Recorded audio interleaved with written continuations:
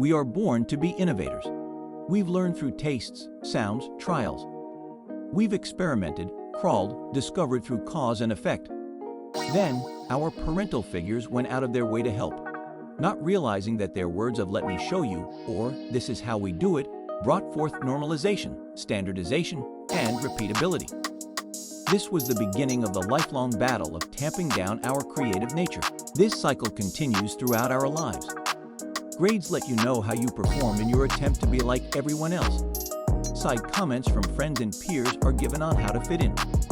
Feedback from our loved ones let us know on how to think like them. Criticisms by bosses on how our performance show us how we did not live up to their expectations. We all eventually break and adhere. We normalize and we comply. But there are a select few who continue to march to their own beat. They are the misfits, the troublemakers, the inventors, and the experimenters that keep innovating. This book is not for them.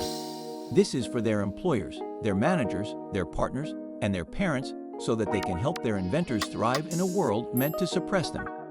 The origin of innovation begins long before the ability to document these feats of creativity. As anthropology continues to advance, mankind is beginning to piece together their origin story and how technology helped transform us. Through the Stone Age, the Renaissance, industrialization, to someday the Golden Age, we find stone tools, early wheels, iron swords, and early writings.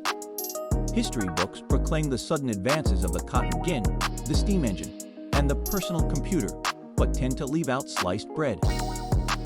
Everything on the planet today is rooted in and based on innovation. We are living in the aggregate of thousands of years of discovery and the scaffolding of ideas that have helped create our present-day reality. Innovation is not only a trait of the creative, but of mankind. With each passing year, creativity expands. Human connections multiply, and ideas flow freely. Mankind is now in the age of a massive innovation flux, running back from the origins of harnessed electricity to the mobile technology transformation that is currently being experienced. There are three core beliefs to this book's foundation that must be clarified to explain the approach. The first is that the individual is more creative than a team. Although it sounds counterintuitive, researchers have proven time and time again that an individual will outperform a team in creative performance in terms of quantity and quality.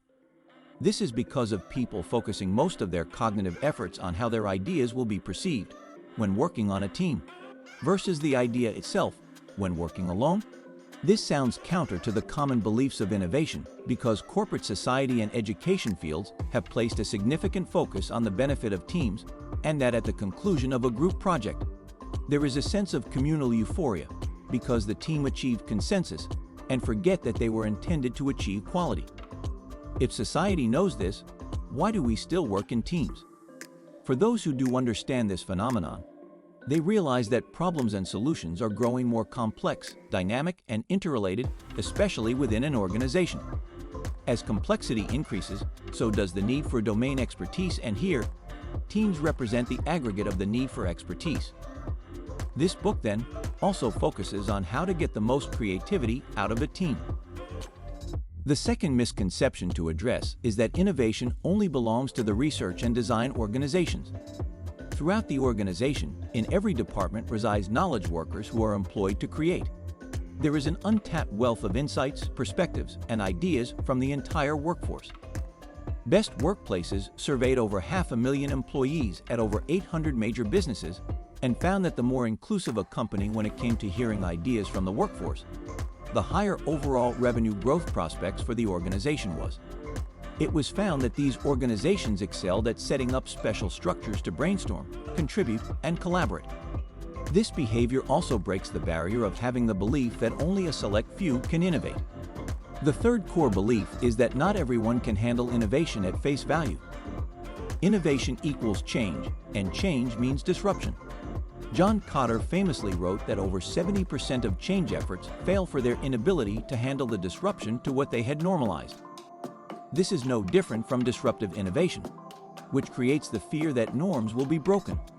This also identifies a risk area for innovators because there are organizational subconscious behaviors that will work to stamp out innovation.